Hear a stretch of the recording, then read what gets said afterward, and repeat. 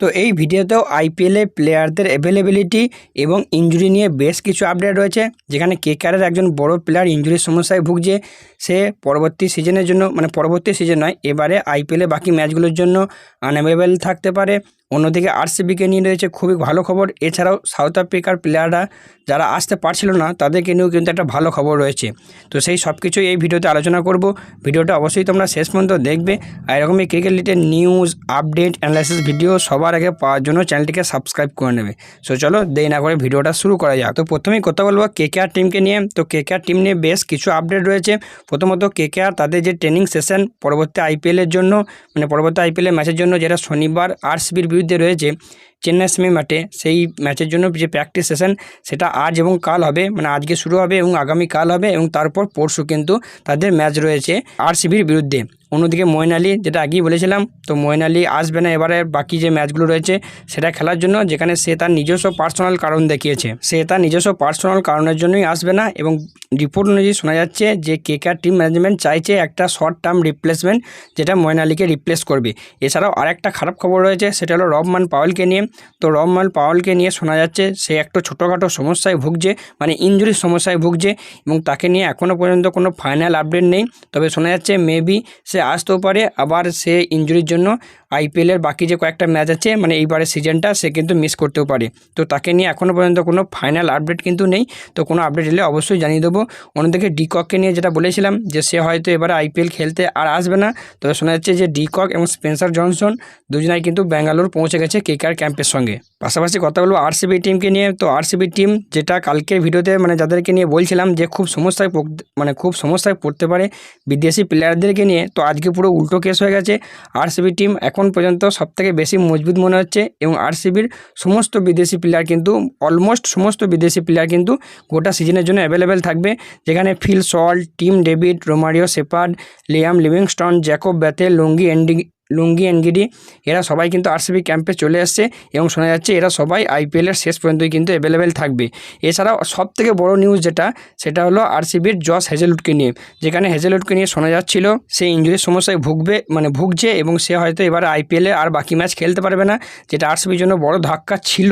কিন্তু আজকে কিছু রিপোর্ট অনুযায়ী শোনা যাচ্ছে, এবং দু চারটে ছবিতেও দেখা যাচ্ছে যে জস হেজেলউড নাকি অস্ট্রেলিয়া থেকে রওনা দিয়ে দিয়েছে ইন্ডিয়া আসার জন্য, এবং সে তার ইনজুরি সারিয়ে মোটামুটি সুস্থ আছে, আর মেবি হতে পারে কলকাতার বিরুদ্ধে সে ম্যাচ খেলবেও, এবং যদি খেলে তাহলে কিন্তু আরসিবির জন্য খুবই বড় খবর। এছাড়াও আরসিবির যে মেন ক্যাপ্টেন রজত পাটিদার, তাকে নিয়ে একটা আপডেট রয়েছে, যেখানে যখন আইপিএল বন্ধ হয়েছিল তখন রজত পাটিদার লাস্ট ম্যাচে আরসিবির লাস্ট ম্যাচে চোট পেয়েছিল, যেখানে শোনা যাচ্ছিল সে 2-3টে ম্যাচ মিস করতে পারে। সে আর কি আঙুলে ইনজুরি হয়েছিল তার। তো এখনও শোনা যাচ্ছে তার আঙুল মোটামুটি ঠিক আছে, তবে খেলবে কি খেলবে না জানি না। তবে খুশির খবর এটাই, তাকে কিন্তু নেটে ব্যাটিং প্র্যাকটিস করতে দেখা গেছে। তবে এখনও পর্যন্ত কোনো শিওর আপডেট নেই সে আর কেকেআরের বিরুদ্ধে ম্যাচটা খেলবে কি খেলবে না। যদি কোনো আপডেট আসে অবশ্যই জানিয়ে দেবো। নেক্সট আপডেট হচ্ছে সাউথ আফ্রিকান প্লেয়ারদেরকে নিয়ে, যেখানে আগেই ভিডিওতেই বলেছিলাম 8 জন south African player WTC final স্কোয়াডে থাকছে, এবং তাদেরকে সাউথ আফ্রিকার ম্যানেজমেন্ট বলেছে যেন 25 তারিখের মধ্যে দেশে ফিরে আসে, এবং সেখানে এটাও বলেছিলাম যে BCCI সাউথ আফ্রিকান বোর্ডের সঙ্গে কথা বলছে যেন প্লেয়ারদেরকে আর কয়েকটা দিন কনসিডার করে।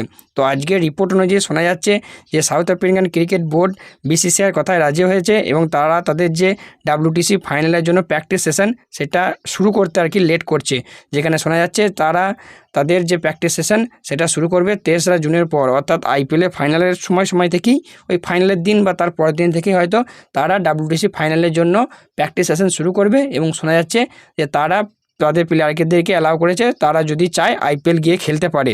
তো সত্যি যদি সেটা হয় অবশ্যই কিন্তু খুবই খুশির খবর, স্পেশালি যে সমস্ত টিমের সাউথ আফ্রিকান প্লেয়াররা রয়েছে সেই সমস্ত টিমের জন্য খুবই খুশির খবর। আর ফাইনালি কথা বলবো গুজরাট টাইটান্স টিমকে নিয়ে, যেখানে আগের দিন এর আগের ভিডিওতেই বলেছিলাম গুজরাটের যে মেন একজন বিদেশি ব্যাটসম্যান সেটা হলো জস বাটলার, সে আইপিএলের বাকি ম্যাচগুলো মিস করতে চলেছে, মিস করতে পারে, এবং যদি মিস করে তাহলে কিন্তু গুজরাটের জন্য বড় ধাক্কা হতে পারে। কারণ গুজরাটের যে টপ রান গেটার সেটা হলো টপ 3 জন ব্যাটসম্যানের উপরই নির্ভর, তার মধ্যে একজন হলো জস বাটলার, এবং সে যদি না খেলে তাহলে কিন্তু গুজরাট টিম বিরাট বড় সমস্যায় পড়তে পারে।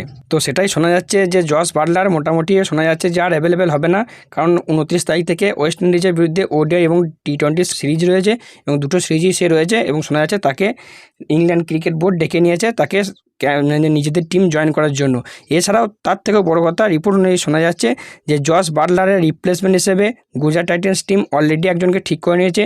সেটা হলো শ্রীলঙ্কান উইকেট কিপার ব্যাটসম্যান কুশল মেন্ডিসকে তারা সাইন করেছে। যদি এখনও পর্যন্ত কোনো অফিসিয়াল আপডেট বা অ্যানাউন্সমেন্ট আসেনি, তবে রিপোর্ট অনুযায়ী শোনা যাচ্ছে যে এটা অলমোস্ট কনফার্ম যে জস বাটলার আসবে না এবং তার পরিবর্তে কুশল মেন্ডিস তাদের কিন্তু টিমের জায়গা নেবে এবার আইপিএল সিজনের জন্য।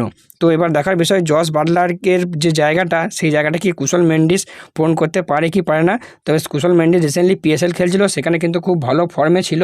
এবার দেখার বিষয় তাকে খেলায় কি খেলায় না। অবশ্যই আশা করছি খেলাবে, কারণ সে গুজরাটের কাছে সেরকম কোনো ইন্ডিয়ান ব্যাটিং অপশন নেই, তো তাকে খেলাতে বাধ্য। এবার দেখার বিষয় সে কতটা পিএসএলের মতো আইপিএলে এফেক্টিভ হতে পারে। সো এই ছিল আজকের ভিডিওতে আপডেটগুলো ভালো লাগলে অবশ্যই একটা লাইক করে দিও, বন্ধুদের সাথে ভিডিওটা শেয়ার করে দিও।